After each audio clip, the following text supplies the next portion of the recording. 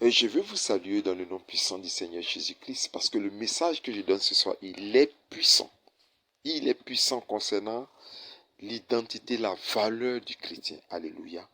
Je salue ceux du Congo, je salue ceux du Gabon, je salue ceux du Brésil, je salue tous ceux qui me suivent sur la chaîne de la vie parce que le thème aujourd'hui, c'est un thème expressif. C'est comme une phrase que je te dis. Voici, le thème c'est quoi? Je te dis, à toi qui m'écoutes. Prends-toi au sérieux parce que tu as de la valeur. Prends-toi au sérieux parce que tu as de la valeur. Ok? Puisque beaucoup de personnes, leur vie a été plongée dans les ténèbres, ok? Dans l'ignorance et dans l'inconscience. Et on leur a caché leur identité. Tout a été monté depuis leur enfance pour qu'ils ne connaissent pas leur valeur ni le règne qu'ils doivent avoir sur les générations. C'est pour ça que certaines personnes à qui on pose des questions de savoir qu'est-ce que tu aimes, qu'est-ce que ce dont tu rêves, quels sont tes projets de la vie, quelles sont tes aspirations, quels sont tes désirs. Ils ne peuvent pas répondre à ces questions puisque ces personnes ne se connaissent pas eux-mêmes. Si tu ne réussis pas à te donner la valeur et toi-même te connaître, tu seras l'esclave des autres hommes sur cette terre. Aujourd'hui, je veux libérer le chrétien, pas forcément par les prières de proclamation, par les brisements d'autel comme vous me connaissez, par des délivrances, les liens de sang, les liens de nom, les liens de terre, mais je veux te libérer par la mise de confiance en toi. Okay? Je veux te remettre en confiance. Je veux te diriger par la connaissance profonde de ton état et de ton identité originelle et originale. Il faut que tu comprennes ces genres de choses. Ok? Longtemps tu t'es négligé. Longtemps ils ont voulu que tu te négliges. Longtemps ils ont voulu que tu ne te donnes pas de valeur à ta propre identité, ta propre personne, ta propre pensée, ta propre état, ta propre personnalité. Mais aujourd'hui je viens te dire qu'il est temps que cette personnalité, cette valeur te soit restituée au nom puissant du Seigneur Jésus-Christ. Je reprends la phrase. Il est temps que cette valeur te soit restituée au nom puissant du Seigneur Jésus-Christ. Je veux te dire une chose que tu dois comprendre.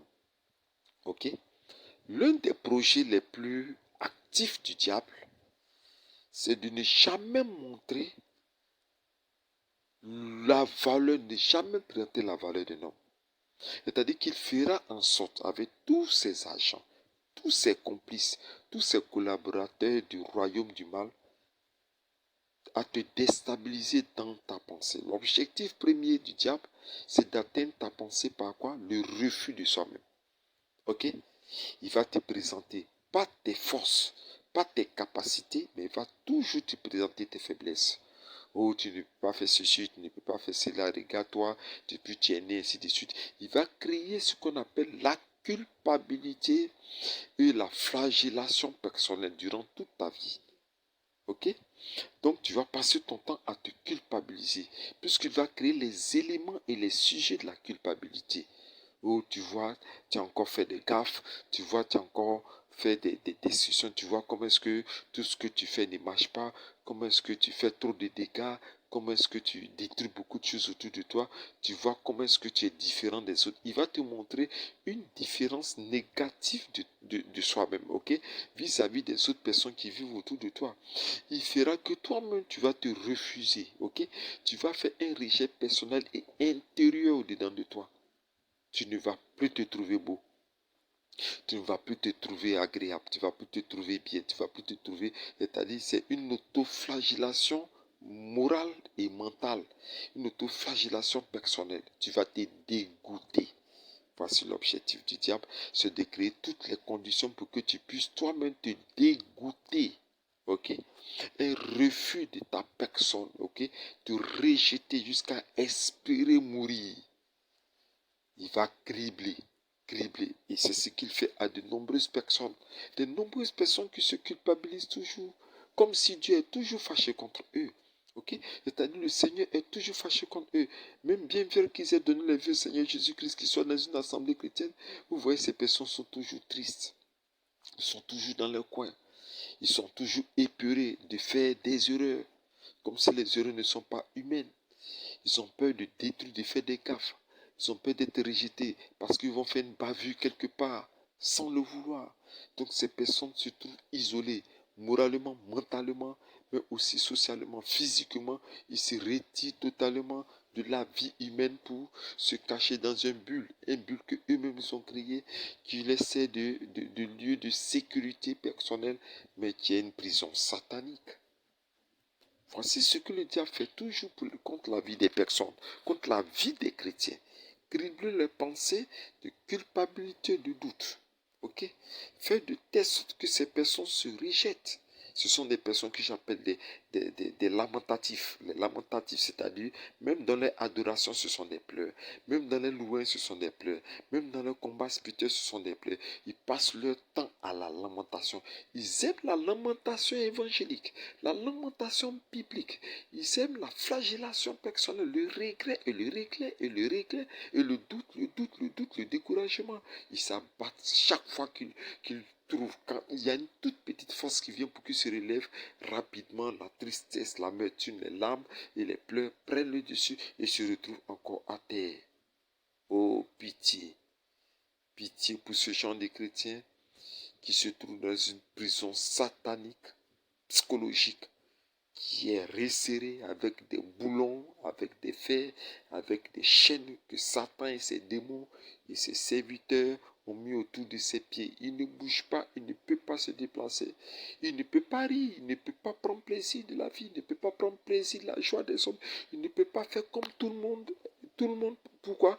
Parce qu'il est dans les Sheol, parce qu'il est dans une prison, il est dans une cellule satanique et son âme et son esprit est détenu captif. Voici ce que vit le chrétien. Et je veux vous rappeler qu'il y a une histoire biblique qui m'a marqué concernant la détresse psychologique du chrétien et le rejet de soi. C'est pour ça que je veux te dire qu'aujourd'hui, c'est pour te redonner de la valeur à toi. Toi qui écoutes ce message. Vous voyez que je ne lève pas la voix parce que je veux parler à ton cœur. Je veux que tu te forces à écouter ce message parce qu'il a toute sa valeur. Je veux faire ressortir véritablement un remède pour te guérir. Cette histoire est arrivée dans la Bible. Prenons ensemble le livre de 2 Rois. 2 Rois 18, le verset 29. Je lis 2 Rois 18, le verset 29. Ainsi parle le roi. 2 points. Qu'Ézéchias ne vous abuse point, car il ne pourra vous délivrer de ma main. Je vais vous parler de cette histoire extraordinaire qui te représente. L'histoire du roi d'Assyrie et d'Ézéchias. En son temps, le roi d'Assyrie, ce puissant peuple, avait toute la puissance de l'armée des chevaux et des chars. C'était un royaume terrible qui avalait, qui ravageait, qui possédait les territoires des autres grands royaumes de cette terre.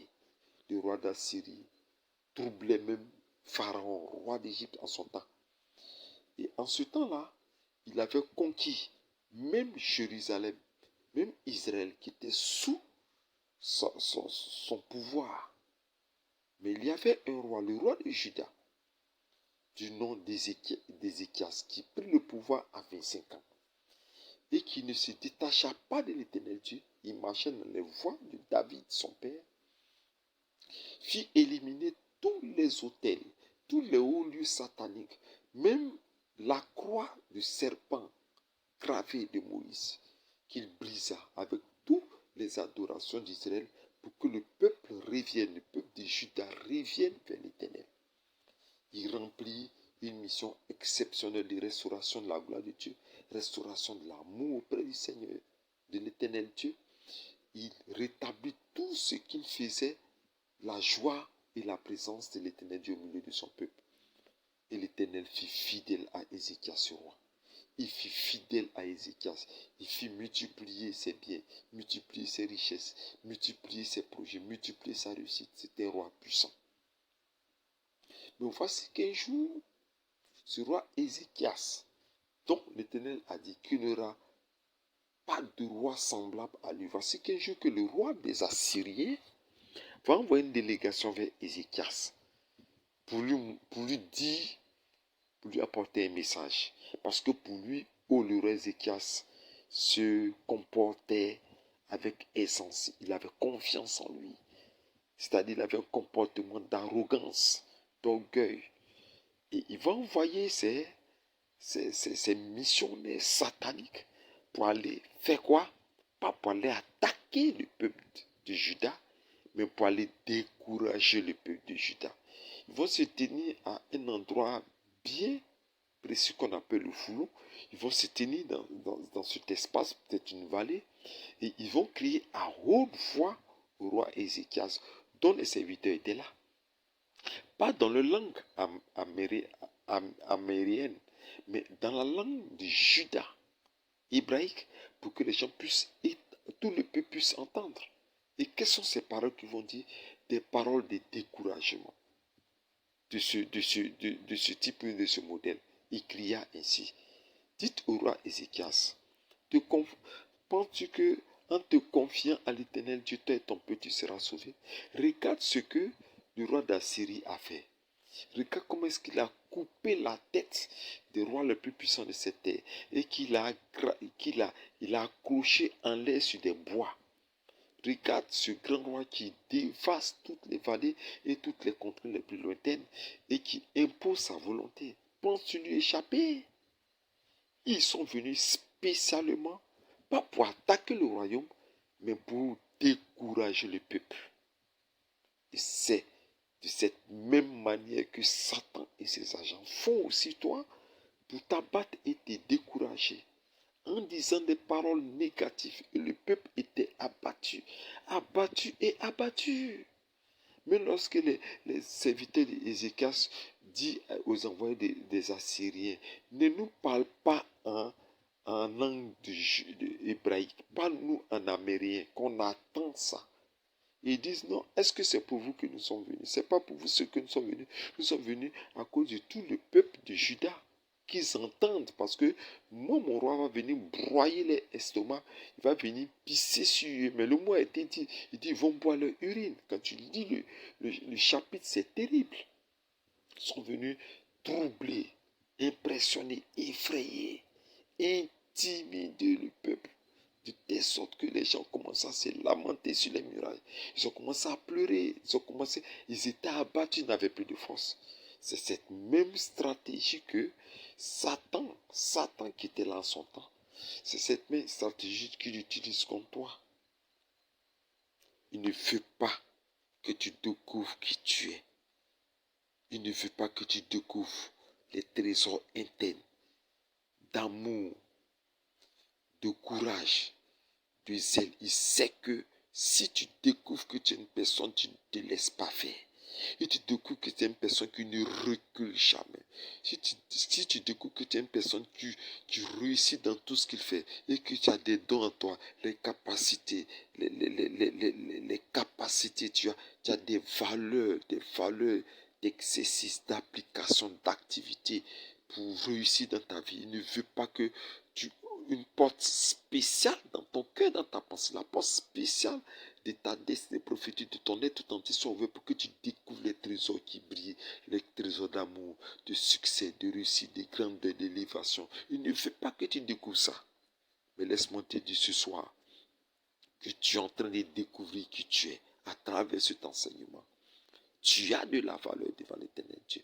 N'écoute pas les envoyés du roi d'Assyrie. N'écoute pas les personnes qui viennent maintenant te décourager, te montrer que la face négative de toi. Ce sont des envoyés du roi d'Assyrie. Ce sont des envoyés de Satan et de ses démons. Ne les écoute pas. Tu es une personne de valeur. On a besoin de toi. La société a besoin de toi. La société a besoin de ta parole. La société a besoin de ta pensée. La société a besoin de tes déclarations. La société a besoin de tes actions. Tu es nécessaire. Tu es précieux pour la vie autour de toi. Précieux pour tes amitiés, pour ton entourage. Tu as une valeur auprès d'eux. Ta présence est une lumière qui éclaire les ténèbres. Ta présence est une lumière qui éclaire la famille. Ta présence est utile pour faire évoluer les deux personnes. Ta présence est utile pour que d'autres personnes réussissent dans tes mains. Tu es un leader. Tu es une femme leader. Tu es un leader. Tu es grand. Tu es né grand pour régner sur ta génération. Moi, je trouve qu'en toi, il y a de la valeur. Je trouve que tes paroles nous font du bien. Je trouve que tes paroles nous consolent. autour, que tes paroles nous orientent, que tes conseils nous donnent d'évoluer dans notre vie. Comme j'ai rencontré un frère, si je suis en train de te parler de ça, c'est que j'ai vécu cette chose. Il y a eu des moments où je n'ai plus apporté de la valeur à ma personne. Ok? Dieu a voulu que je rencontre un frère, disons un ami d'enfance, c'est-à-dire 20 ans en arrière, qui va me relater véritablement quelque chose que j'ai fait de bon dans sa vie. Au moment où je refusais de reconnaître qu'en moi il y avait quelque chose qui était de bon, Dieu va envoyer ce gars comme un ange. Il va m'accoster au bord d'une route, il va me dire, mon frère, mais ça fait combien d'années? Ça fait 20 ans qu'on ne se voit pas. Voilà ce que tu as fait pour moi. Voici comment est-ce que tu es intervenu auprès de la fiancée, la fille que je voulais. Aujourd'hui, on s'est mariés. Voici comment est-ce que tu as fait les cartes d'invitation pour le mariage. Comment est-ce que tu as fait spécialement un cadeau d'horloge que tu as embelli pour nous donner. Jusqu'à aujourd'hui, après 20 ans, ce cadeau demeure encore sur mon mur. Je l'ai accroché sur mon mur. Et chaque fois, je me rappelais de ça. J'ai prié Dieu pour que je puisse se rencontrer. Après 20 ans, je viens te voir pour te dire que tu es un homme, tu nous as fait énormément du bien, que tu es vraiment utile pour la société, tu es un homme de valeur. Regardez comment est-ce qu'il m'apporte cette valeur. Et là, je commence à couler les larmes dans le secret. Mon cœur a pleuré. Je me suis retiré quelque part. J'ai dit, mais écoutez, quelqu'un vient me rappeler que je lui ai fait énormément du bien. Quelqu'un vient me rappeler, il vient ouvrir le trésor qui est en moi. Il vient me révéler que je suis un homme de richesse et de valeur, que je leur ai fait du bien. J'ai repris confiance en moi. J'ai repris confiance en moi. Ce qui fait qu'actuellement, je suis capable de te dire que tu n'es pas quelqu'un d'inutile sur cette tête. Tu n'es pas quelqu'un qui est né par hasard. Ok, il y a eu la bataille dans les entrailles de ta mère. Et tu es sorti du ventre de ta mère avec ce triomphe. Si toute la lignée familiale, tu es sorti, tu es né pour régner. Je crois qu'il y a des richesses. Ne te retiens plus de dire ce que tu veux dire. Ne te retiens plus d'exprimer ta pensée. Ne te retiens plus de poser des actions. Parce que tu t'es dit, si je fais, ça va se gâter. Si je fais, les gens vont dire que j'ai fait des gaffes. Comme si je fais, ils vont me reprendre. Personne ne va te reprendre. Parce que l'Éternel est avec toi. L'Éternel n'est pas venu pour te reprendre. L'Éternel n'est pas venu pour te culpabiliser. L'Éternel n'est pas venu pour te détruire. L'Éternel est avec toi. Personne ne va te reprendre parce que l'Éternel est avec toi. Dieu même qui est là compte sur toi. Il compte sur toi pour que tu fasses des exploits. Il compte sur toi pour que tu réalises des grandes choses. Il compte sur toi pour que tu sois une renommée. Dieu t'a appelé. L'Éternel Dieu a mis son sceau sur toi pour que tu réussisses comme Ézéchias dans tout ce que tu fais. Tu réussisses comme Daniel dans toutes tes entreprises. Que tu sois le plus intelligent au milieu de ta génération, comme Daniel au milieu des païens. Dieu t'a appelé pour que tu sois une personne qui puisse bâtir des grandes choses comme Salomon. Tu n'es pas de la lignée humaine. Du fait que tu as accepté le Seigneur Jésus-Christ, tu es de la lignée des hommes et des grands qui réussissent. C'était dit avec moi. Amen, amen, amen, amen, amen. Parce que la lignée de ceux de la généalogie d'Abraham jusqu'à aujourd'hui ne sont pas appelés des enfants d'échec. Tu leur as dit que vous réussirez dans toutes vos entreprises. Tu réussiras dans toutes tes entreprises parce que tu es une personne qui est déterminée et marquée par le sceau de la réussite. Dis Amen. Tu n'es pas venu par hasard. Prends-toi maintenant au sérieux. Arrête de te maltraiter toi-même. Habille-toi bien. Parfume-toi bien. Fais-toi belle, fais-toi beau. Marche avec dignité. Parle librement. Pense librement. Agis librement pour tes actions. Va en eau profonde. Va plus loin. Parce que tu es une personne de valeur. Tu es une personne de valeur. Je parle à quelqu'un, peut-être que la personne a voulu même se suicider. La personne a dit, mais pourquoi est-ce que je vis? Il faut que je me donne la mort. Non, non, je te dis, retiens-toi de cette pensée. Éloigne cette pensée de toi. Parce que tu es appelé enfant de vie. Parce qu'en toi, Jésus a mis la vie afin que tu donnes la vie à ceux qui ont besoin de rester encore en vie. Puisque toi, tu es une personne de valeur.